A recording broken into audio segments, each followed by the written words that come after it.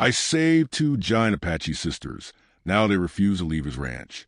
The year was 1867, and the desert had a way of swallowing men whole.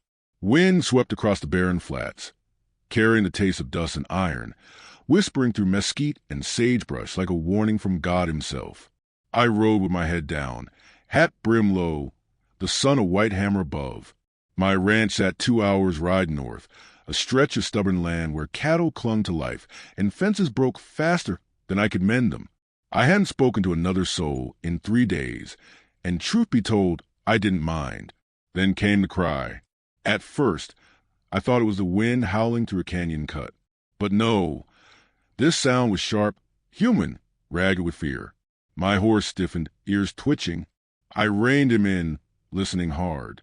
Another cry followed, muffled, desperate. My gut tightened. Trouble had a way of finding men who went looking, and I'd promised myself long ago to stay clear of it. Still, my boots nudged the gelding forward. The sound drew me into a narrow gorge where sandstone walls pressed close. Shadows pooled thick and the air cooled. That's where I saw them. 2 women. No, 2 giants. Bound upright to posts driven into the ground, arms lashed, feet bare and raw. They towered over men who circled them, raiders by the look, ragged hats, pistols at their belts, laughter sharp as knives. I counted 5. They jeered in English and Spanish both, tossing stones at the captives like cruel boys with chained bears. The women stood silent, proud despite their bonds. Apache by their dress and bearing, but larger than any I had ever laid eyes on. Shoulders broad, limbs thick with muscle, hair black as crow feathers streaming down their backs. One stared straight ahead, jaw clenched. The other's eyes flicked toward me, only for a heartbeat, but enough. I should have turned, should have spurred my horse and left those poor souls to their fate. But that look stuck in me like a thorn. I dismounted, slid the rifle from its scabbard, and pressed my back to stone. The raiders laughed louder, one drawing a knife and dragging its edge across the taller sister's arm just to see her bleed. She didn't flinch. Something inside me broke.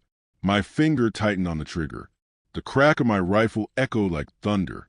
One raider dropped, chest blooming red. Shouts filled the canyon. Pistols flared. I ducked behind a boulder, chambering another round. The sisters strained against their ropes as bullets whined past. I fired again. Another man fell, clutching his throat. My heart hammered, so hard it drowned out the gunfire. The last 3 charged. I dropped one at 10 paces, the shot knocking him into dust.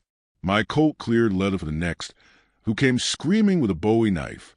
The report split the air, his body collapsing at my feet. The last turned to run. He didn't make it 20 yards before my final bullet struck his spine. Then silence. The canyon smelled of cordite and blood. My hands shook as I lowered the rifle. The sisters stared at me, unblinking. I cut their bonds. Rope fell, and they stepped forward, stretching stiff limbs. Up close, they were even taller, nearly a head above me, built like oaks carved into flesh. Neither spoke. They only looked at me with eyes that carried both fury and sorrow. "You're free now," I muttered, not sure why my throat was dry. "Go." But they didn't move.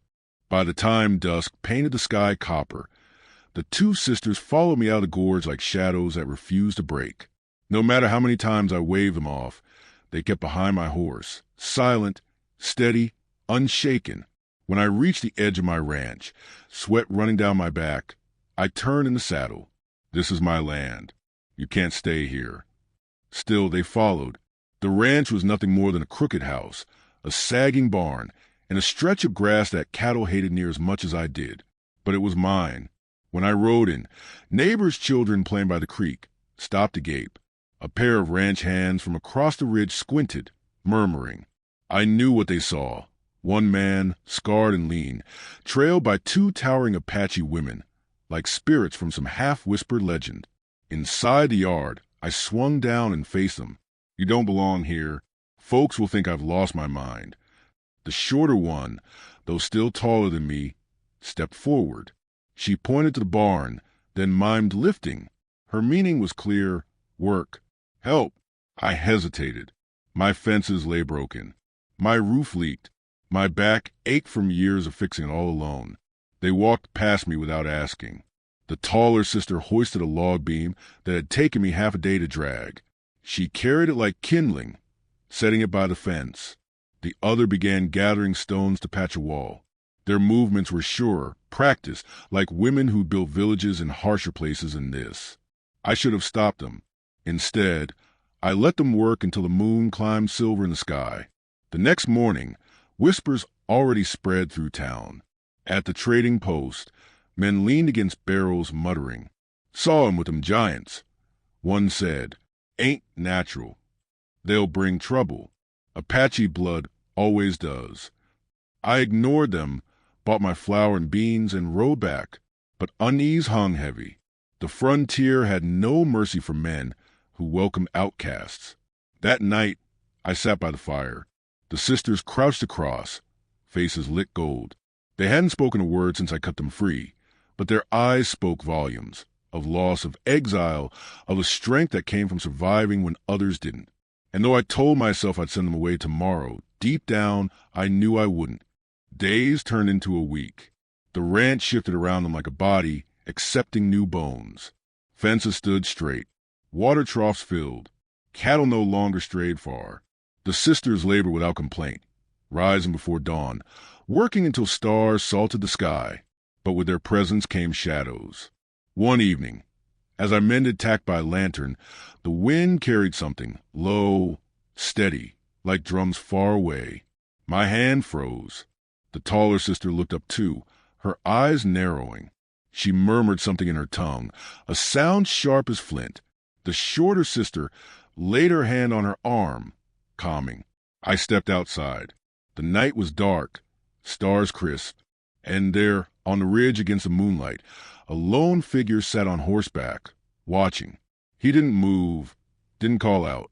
After a minute, he turned and vanished. The sisters stood behind me, silent but alert. They knew as well as I did. The rescue had not gone unnoticed. The next morning, a trader stopped by the gate. He spat tobacco into the dirt. "You're courting death, McAllister. Raiders won't let those women be. You'll wake one night to fire and gun steel." "They're under my roof," I answered. "That makes them my concern." He shook his head. "No, that makes them your curse." When he rode off, I found the sisters at the corral, their eyes fixed on me. I wondered if they understood the danger I'd pulled down on us. Or maybe they always had. That night, I couldn't sleep. Every creak of the house, every coyote's howl outside, felt like a warning. I stared into the dark, asking myself why I hadn't left them tied to those posts, why I hadn't turned my back like a smart man would. And then I remembered that look, her eyes in the canyon, burning through me like a plea and a promise both.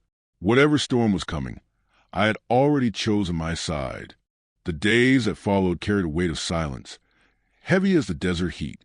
Work went on, but the air thickened with waiting, as if every fence post we hammered, every trough we filled, was just marking time before the storm came down. I knew it. The sisters knew it, and soon enough, the land itself seemed to know it.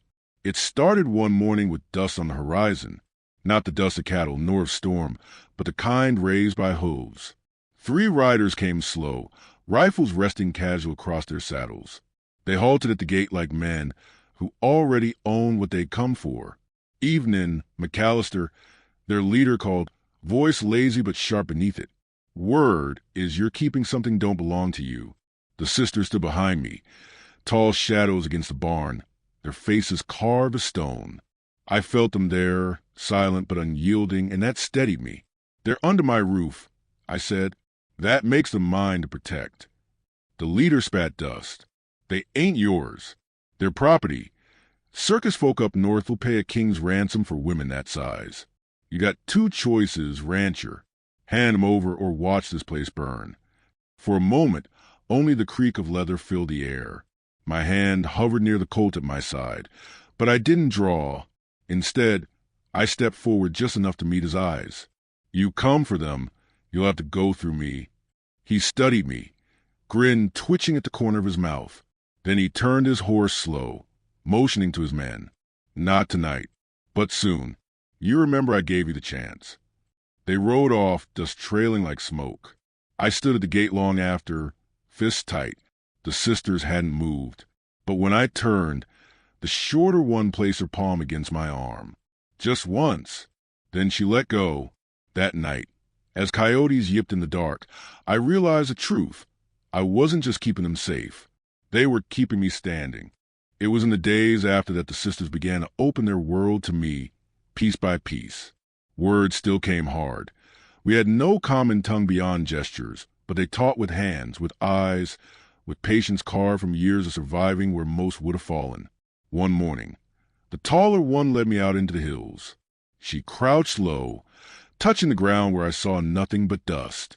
Her fingers traced faint prints, nearly invisible. She mimed deer, her voice humming low like the thrum of earth itself. Then she pointed to the sky where a hawk circled, and I understood. Track the land not just with eyes, but with the silence between steps, with the air itself. She pressed my palm to the dirt. It was warm, alive. For the first time in years, I felt the desert not as an enemy, but as something breathing around me. Later, the shorter sister showed me how to listen to the wind. We crouched by the corral, and she stilled me with a gesture.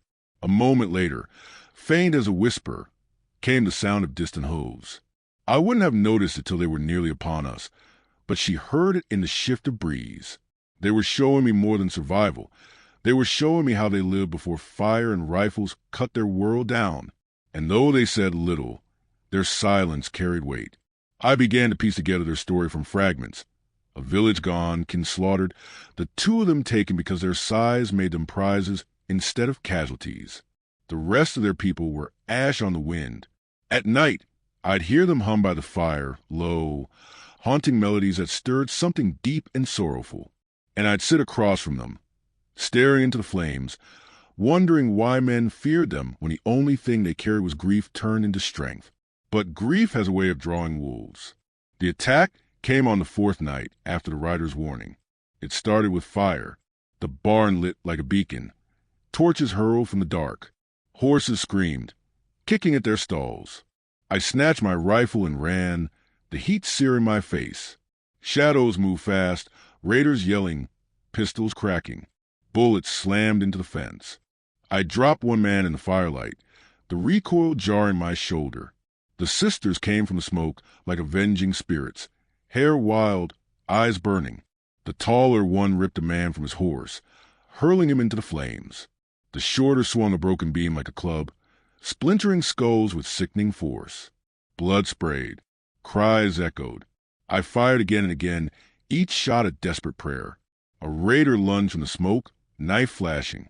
Before he reached me, the taller sister caught him by the throat and squeezed till his body went limp. She tossed him aside like refuse. The barn crackled, half its roof collapsing.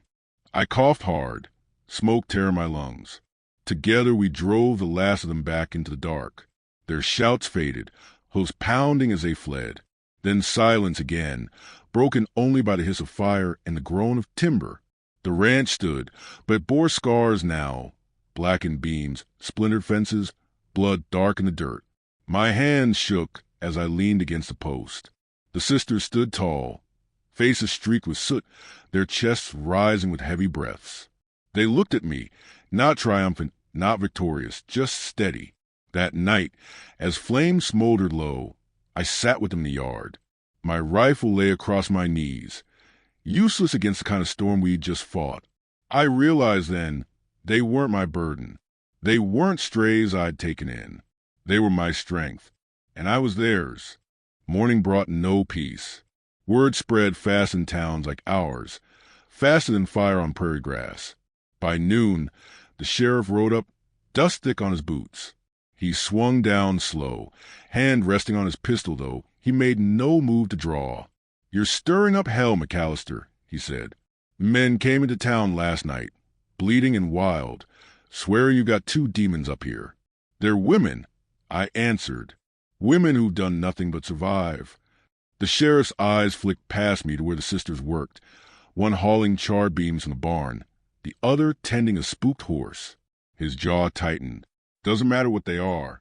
Folks are scared. Scared men do stupid things. You keep them here. You'll bring war to every man, woman, and child for 10 miles. I won't turn them out. He sighed, weary, like a man who'd buried too many already. Then be ready, because if raiders don't finish this, bounty hunters will.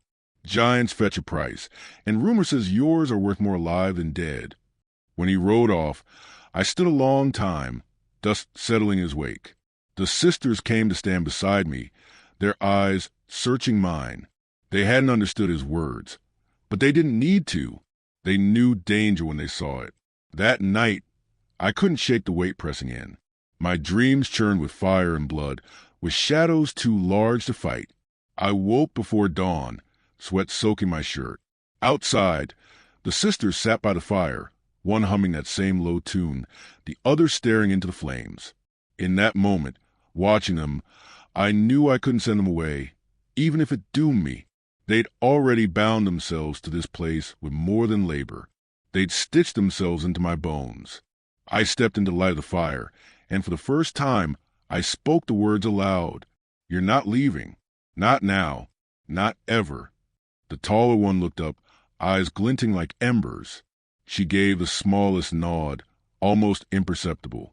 The shorter sister smiled, just a flicker, quick as dawn breaking. And for the first time since the war, I felt something I thought long gone. Not fear, not despair, but belonging. Whatever storm was coming, we would face it together. The days that followed were restless, brittle as old wood ready to snap. Every sound carried weight. Every rider in the distance drew my hand to the colt. The sisters felt it too. Their shoulders were taut, eyes narrowing at each coyote cry, every owl screech.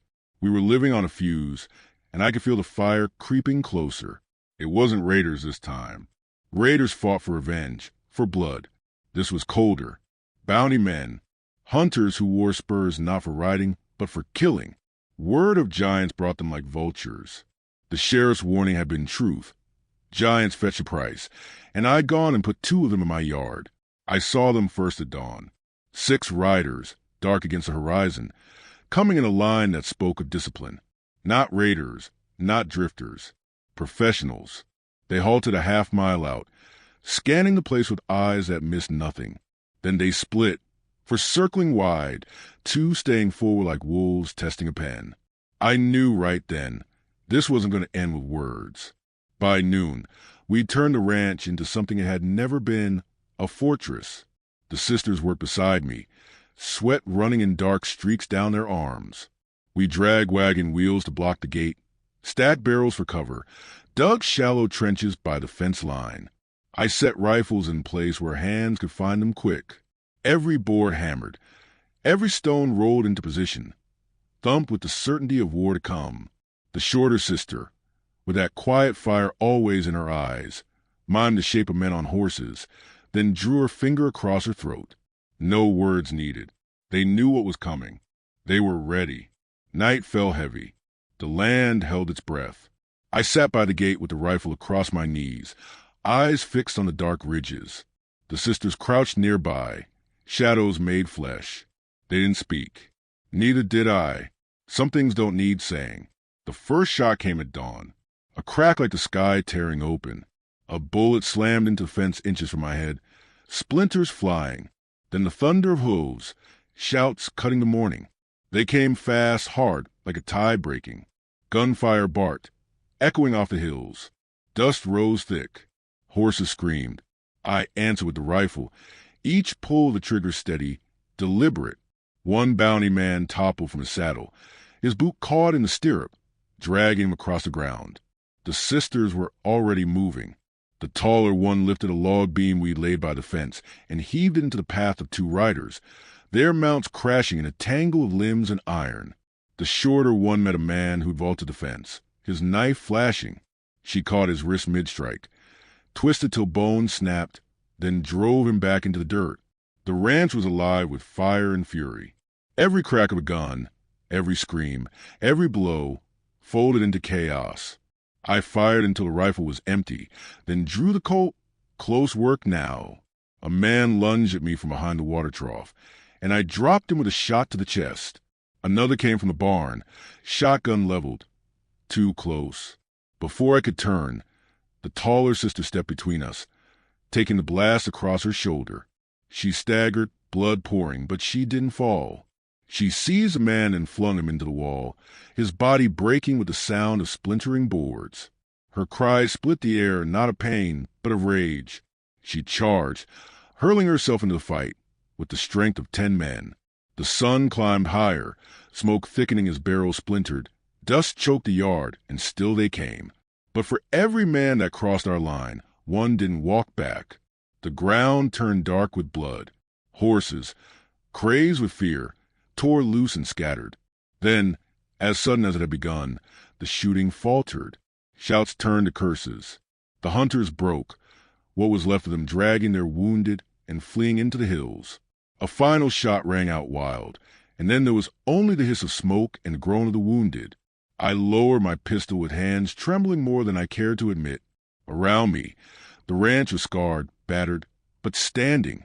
The shorter sister wiped blood from her brow, breathing hard. The taller one sank to her knees, her arm torn and bleeding from the shotgun blast. I rushed to her side. Her breath came sharp, but her eyes held steady, locking on mine with defiance that refused to break. I pressed rags to her wound, my throat raw with words I didn't know how to speak.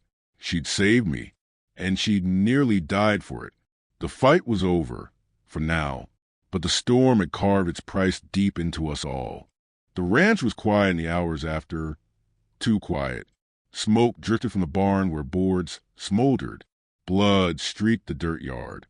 Flies gathered thick, buzzing over the dead we hadn't yet buried. The sisters moved among the wreckage with heavy steps, silent but steady, their faces unreadable. I bound the taller sister's wound as best I could. She winced once, but made no sound. Strength wasn't something she wore.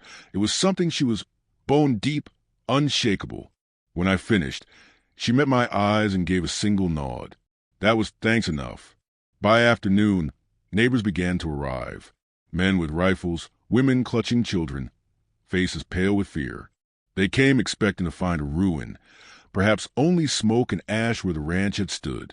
Instead, they found us alive, bloody but unbroken. I stood in the yard, dust and sweat caked on me, the sisters at my back. The people stared, at me, at them, at the bodies half buried in shallow graves. Silence stretched long, uneasy. Then old man Cawley, who'd never spoken kind of anyone, tipped his hat low. "Hell of a stand you made here, McAllister." Others murmured agreement, softer, cautious. But there, fear hadn't vanished, but something new had crept in, respect. I looked back at the sisters. The shorter one's chin lifted, proud. The taller one, pale with blood loss, still stood like an oak rooted to the earth. "They're not leaving," I said, voice low but clear enough to carry. "Not now. Not ever. They're part of this ranch same as me. You don't have to like it, but you'll have to live with it." No one answered right away. Then a woman in the back, a widow who'd lost her husband to raiders, stepped forward. She looked at the sisters a long time, then gave the smallest nod, like something in them spoke to her too.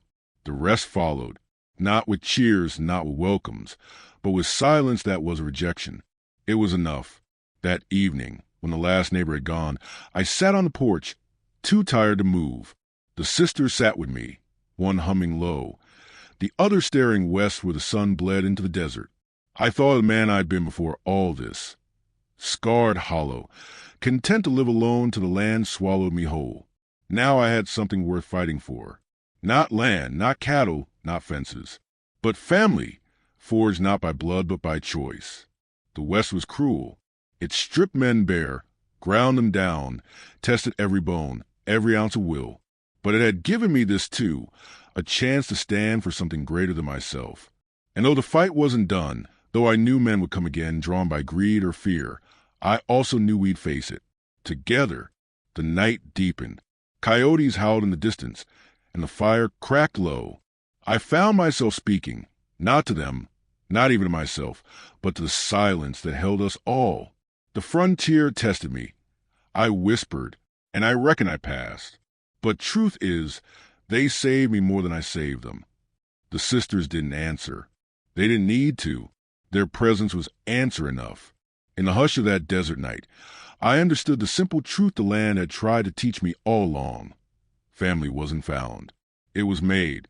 And sometimes it was made in blood and fire. If you enjoy the story, click the story on your screen now to watch another unforgettable tale where courage and wisdom triumph over doubt in the untamed frontier. Don't forget to subscribe and consider a supper chat to help us keep bringing you more stories like these. Your support means everything to us.